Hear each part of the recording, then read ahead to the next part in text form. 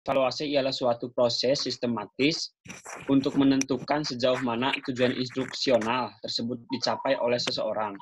Evaluasi merupakan kegiatan atau aktivitas untuk menilai sesuatu secara terencana, sistematis, serta juga terarah dengan berdasarkan tujuan yang jelas. Sedangkan menurut Kamus Besar Bahasa Indonesia, evaluasi adalah suatu penilaian di mana penilaian tersebut ditujukan terhadap orang yang lebih tinggi ataupun yang lebih tahu kepada orang yang lebih rendah. Baik itu dari sisi jabatan, strukturnya, atau orang yang lebih rendah keahliannya.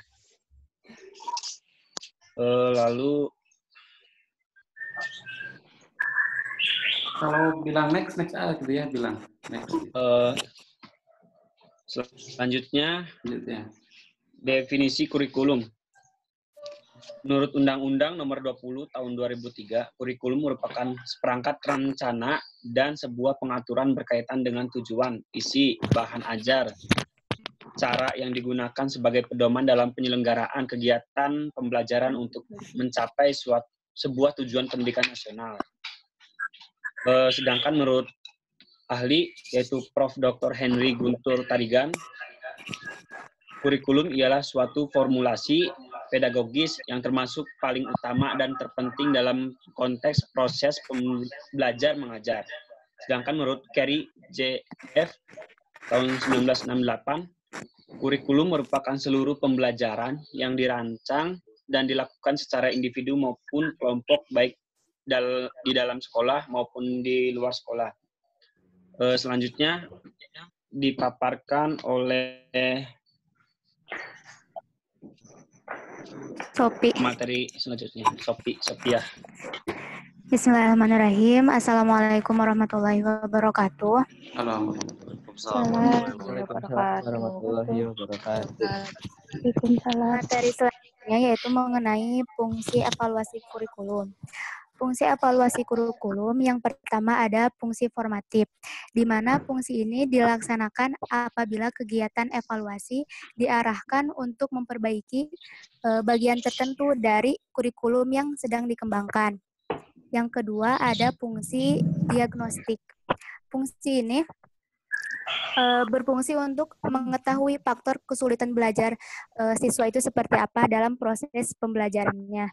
Dan yang ketiga ada fungsi sumatif, di mana fungsi sumatif ini dilaksanakan apabila kurikulum telah dianggap selesai pengembangannya. Dan yang terakhir ada fungsi penempatan penilaian hasil belajar, di mana di sini pengajar harus mengetahui sejauh mana pembelajaran telah mengerti bahan yang telah diajarkannya atau sejauh mana tujuan dari kegiatan pembelajarannya itu dikelola secara baik. Selanjutnya yaitu mengenai tujuan dari evaluasi. Tujuan dari evaluasi yang pertama ada perbaikan program. Dalam konteks tujuan ini, peranan evaluasi lebih bersifat konstruktif, artinya lebih bersifat membina, memperbaiki, membangun. Karena informasi hasil evaluasi dijadikan sebagai input bagi perbaikan yang diperlukan di dalam program kurikulum yang sedang dikembangkannya. Dan yang kedua ada fungsi pertanggungjawaban kepada berbagai pihak. Selama dan terutama pada fase akhir masa pengembangan, perlu adanya pertanggungjawaban dari pihak pengembang kurikulum kepada pihak berkepentingan. Pihak-pihak tersebut diantaranya baik itu pihak yang mensponsori kegiatan kurikulum maupun pihak yang akan menjadi konsumen dari kurikulum yang telah dikembangkannya. Yang terakhir yaitu ada penentuan tindak lanjut hasil pengembangan, di mana tindak lanjut hasil pengembangan ini dapat berbentuk jawaban atas dua pertanyaan. Yang pertama, apakah kurikulum baru tersebut akan atau tidak akan disebarluaskan kepada sistem yang ada? Pertanyaan kedua, Dalam konteks bagaimana kurikulum tersebut akan disebarluaskan. Nah, untuk menjawab pertanyaan kedua tersebut, perlulah adanya evaluasi kurikulum ini.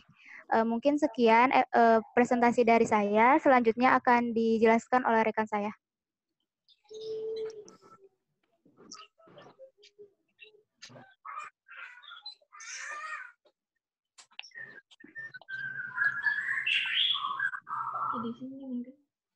Silakan.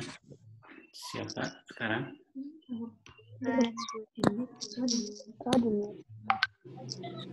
Sama Maya Noviana. Ya, silakan Mai.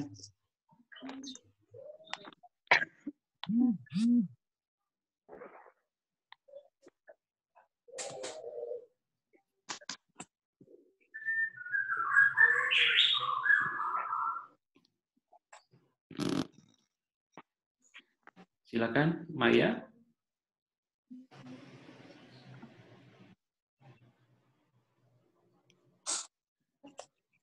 Maya. Iya. Belum keluar suaranya. Maya di mute itunya, Maya. Mute-nya diaktifkan. Udah? Iya. Udah belum? Iya, silakan. Sudah. Selanjutnya ada peranan evaluasi kurikulum. Terdapat 3 poin. Yang pertama, evaluasi sebagai moral judgment atau penilaian, evaluasi dan penentuan keputusan, dan yang ketiga, evaluasi dan konsensus nilai. Yang pertama ada evaluasi sebagai moral judgment, yaitu hasil dari suatu evaluasi berisi suatu nilai yang akan digunakan untuk tindakan berikutnya. Maksudnya, evaluasi kurikulum ini akan dijadikan tolak ukur berikutnya ketika kurikulum yang sebelumnya tidak memenuhi. Contohnya, karena peran evaluasi kurikulum sangat penting untuk mengetahui peristiwa yang terjadi pada waktu kurikulum dilaksanakan dan akibat dari pelaksanaan pengembangan kurikulum itu sendiri, maka evaluasi kurikulum ini sangat penting adanya untuk digunakan tindakan berikutnya, sama seperti adanya kurikulum 2013. Karena kurangnya evaluasi kurikulum, maka diadakannya revisi kurikulum 2013. Selanjutnya, evaluasi dan penentuan keputusan. Maksudnya, besar kecilnya peranan keputusan yang diambil itu sesuai dengan lingkup tanggung jawabnya serta masalah apa yang dihadapinya. Contohnya, pada dasar asesmen internasional, bahwa pendidikan di Indonesia ini sangat rendah, selalu turun dari waktu ke waktu. Ini disebabkan karena pendidikan yang rendah bukan karena kurikulumnya. Jadi kurikulum itu bukan jawaban dari rendahnya pendidikan di Indonesia. Nah, maka perlu adanya evaluasi kurikulum ini untuk memperbaiki sistem pendidikan yang ada di Indonesia. Selanjutnya, evaluasi dan konsensus nilai. Artinya, kesatuan penilaian di antara partisipan dalam evaluasi pendidikan hanya dapat dicapai melalui suatu konsensus. Maka dari itu, peranan evaluasi kurikulum ini sangat diperlukan karena evaluasi ini mencakup dari keseluruhan, dari mulai masalah yang dihadapi, dari mulai guru, ataupun tenaga pendidik, ataupun dari murid. Evaluasi ini bisa mengatasi untuk memperbaiki sistem kurikulum yang ada selanjutnya. Sekian yang dapat saya sampaikan, selanjutnya akan dijelaskan oleh rekan saya. Oke, lanjut. Cek, ada suaranya nggak? Ada. Bismillahirrahmanirrahim. Assalamualaikum warahmatullahi wabarakatuh. Waalaikumsalam warahmatullahi wabarakatuh. Waalaikumsalam warahmatullahi wabarakatuh. Selanjutnya mengenai model-model evaluasi dari kurikulum. Di sini yang saya dapatkan menurut Zainal Arifin tahun 2009 terdapat 10 model dari evaluasi kurikulum. Yang pertama ada model Tyler.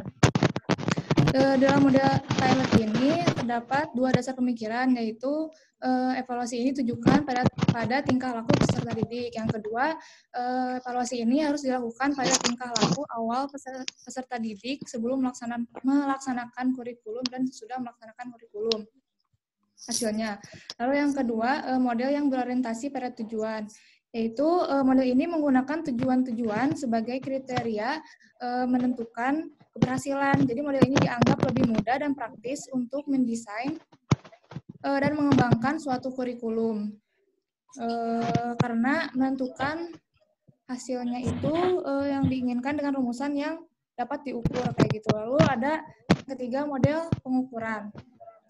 Model pengukuran ini menitikberatkan pada kegiatan pengukuran, di mana model ini menerapkan untuk mengungkapkan perbedaan-perbedaan individual maupun kelompok dalam hal kemampuan, minat, dan sikap. Lalu yang keempat ada model kesesuaian.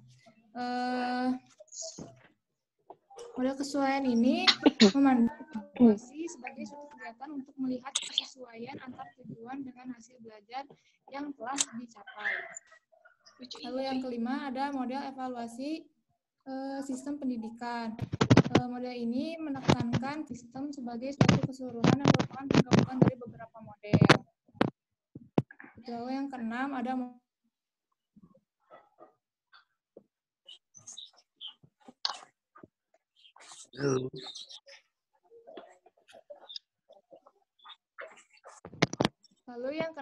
model Alkin. Jadi menurut Alkin ini, evaluasi adalah suatu proses untuk meyakinkan keputusan, mengumpulkan informasi, memilih informasi yang tepat,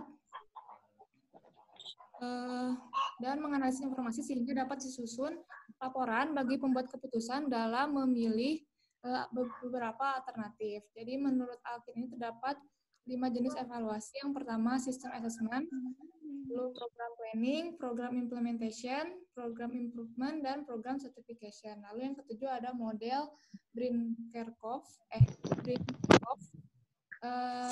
Menurut Brin-Kerkhoff ini ada 3 jenis evaluasi berdasarkan gabungan elemen-elemen yang sama.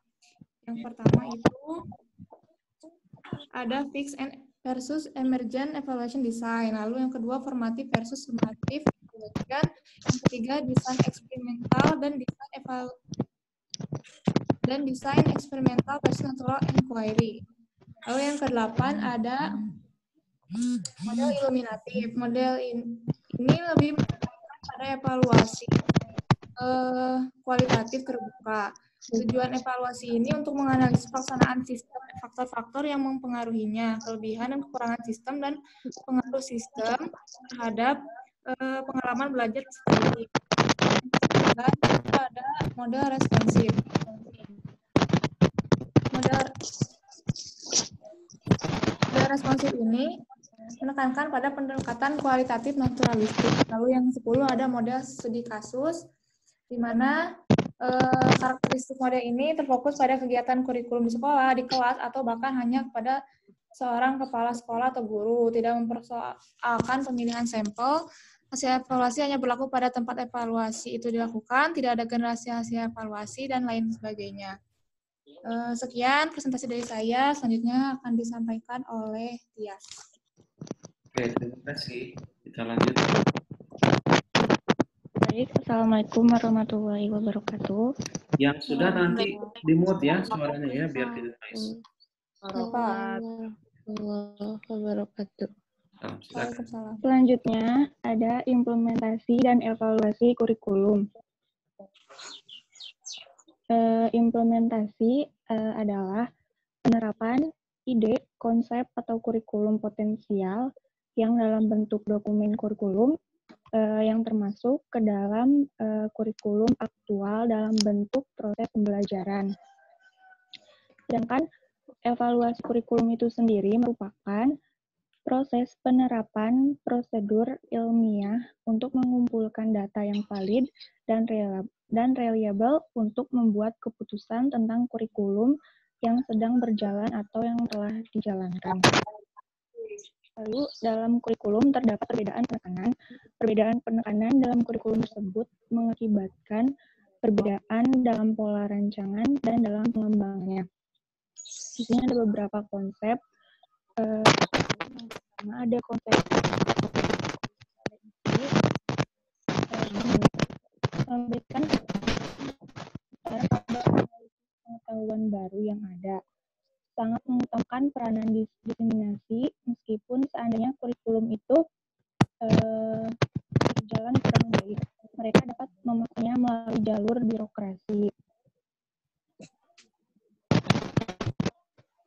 Lalu yang kedua ada konsep situasi, menuntut penilaian rinci tentang lingkungan belajar, sangat mementingkan penyiapan unsur-unsur yang terkait.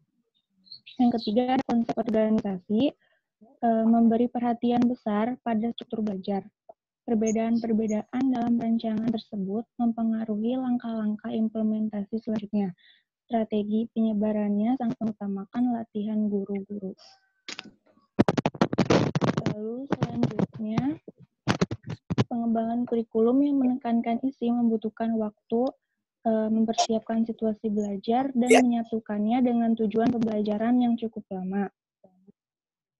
Kurikulum yang menekankan situasi atau waktu untuk mempersiapkannya hampir sama dengan kurikulum yang menekankan kepada isi. Selanjutnya, perbedaan konsep dan strategi pengembangan dan penyebaran kurikulum juga menimbulkan perbedaan dalam rancangan evaluasi. Yang pertama, ada model evaluasi yang bersifat komparatif, menekankan pada tujuan atau objektif yang sangat sesuai bagi kurikulum, yang bersifat rasional dan menekankan kepada isi atau materi. Yang kedua, pendekatan yang bersifat bebas atau lepas dari tujuan. Ini tuh lebih memungkinkan untuk mengevaluasi kurikulum yang menekankan pada situasi.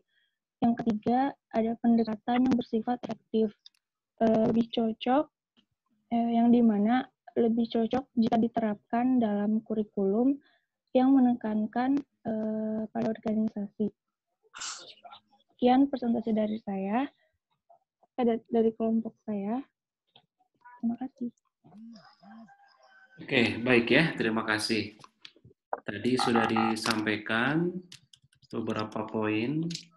Ini berkaitan dengan materi yang ketiga, kelompok yang ketiga, dan evaluasi kurikulumnya, model evaluasi kurikulum.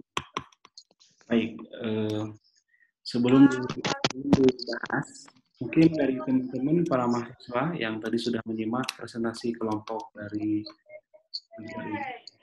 mungkin silakan ada yang mau bertanya? Aku mau, Pak. Ya, silakan. Langsung ditujukan ke itu ya, ke presenter ya, kelompok 3. Silakan. Oke, bismillahirrahmanirrahim. Sebutkan namanya ya. Baik. Bismillahirrahmanirrahim. Izin memperkenalkan diri. Perkenalkan, nama saya Sani Bulandari dengan NIM 18021131. Izin bertanya. Izin buat kelompok tadi, kelompok C tadi, kan tadi kata Maya itu ada repetisi kurikulum. Nah, di repetisi evaluasi kurikulum di kurikulum 2013 itu apanya yang direpetisi? Soalnya emang dari KTSP 2006 ke kurikulum 2013 itu benar-benar beda banget. Nah, terus di evaluasi kurikulum 2013 itu kan tadi ada kayak model-model yang dijelaskan sama Via. Nah, apa gitu yang digunakan di kurikulum 2013 itu? Si modelnya apa yang digunakan di kurikulum 13? Oke. Mungkin segitu Pak dari saya. Cukup. Langsung jawab aja ya.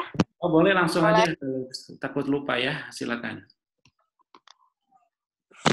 Iya, tadi Sani kan nanya ya, katanya apa-apa aja yang direvisi dari revisi kurikulum 2013. Dari yang saya baca, yang diubah adalah yang pertama kebijakannya, yang kedua adalah sistemnya. Jika sebelumnya Kurtilas pertama kali digunakan pada tahun 2013 itu, guru itu tidak mendapatkan pengarahan terlebih dahulu dan pelatihan, sedangkan guru itu inginnya ada partisipan atau seperti, jadi pembuatan kurikulum itu tidak hanya dilibatkan oleh para ahli dan cendekiawan, sedangkan guru itu hanya terima beresnya. Nah, guru itu kan tidak ingin seperti itu. Inginnya itu guru itu diajak untuk berdiskusi bagaimana baiknya, karena guru itu seorang ujung tombak dari yang melaksanakan kurikulum itu sendiri. Jadi pada saat sebelum adanya revisi 2013 Kurtilas itu, guru-guru bukan menolak perubahan dan bukannya tidak ingin adanya perubahan, tetapi guru itu ingin bahwa sistem yang ada itu guru ingin dilibatkan. Nah, setelah adanya revisi kurikulum 2013, pemerintah mendengarkan suara guru, maka diadakannya pelatihan bagi guru, itu yang pertama. Yang kedua adalah pendidikan yang tidak memberatkan murid. Seperti itu. Mungkin nanti lebih jelasnya saya akan mencari tahu lebih dalam, namun yang saya tahu sejauh ini cuma ada 2, yaitu kebijakan dari segi tenaga kerja dan sistem kurikulum itu sendiri yang tidak terlalu memberatkan siswa-siswa yang ada di Indonesia, karena seperti yang kita ketahui, kurikulum 2013 ini pada saat pertama kali digunakan di Indonesia itu tidak efektif. Kenapa? Karena tidak sesuai dengan apa yang ada di Indonesia. Seperti itu. Mungkin nanti lebih lanjutnya saya akan cari lagi ya, Rizani. Terima kasih, Maya. Gimana? Kan tadi itu dari itunya ya, dari repetisi kurikulum secara keseluruhannya. Kalau dari evaluasi kurikulumnya apa yang direpetisi? Terus model apa yang digunakan pada itu evaluasi kurikulum di 2013? Silakan, mungkin ada pertanyaan lanjutan tadi katanya. Apa yang direvisi dan apa model yang digunakannya? Model apa yang digunakan pada evaluasi 2013?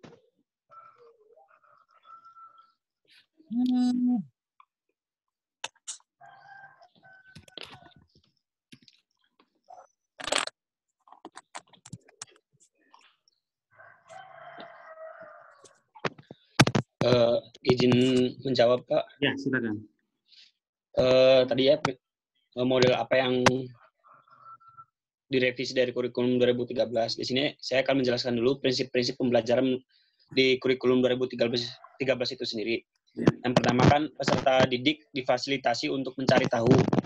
Yang kedua, peserta didik belajar dari berbagai sumber belajar.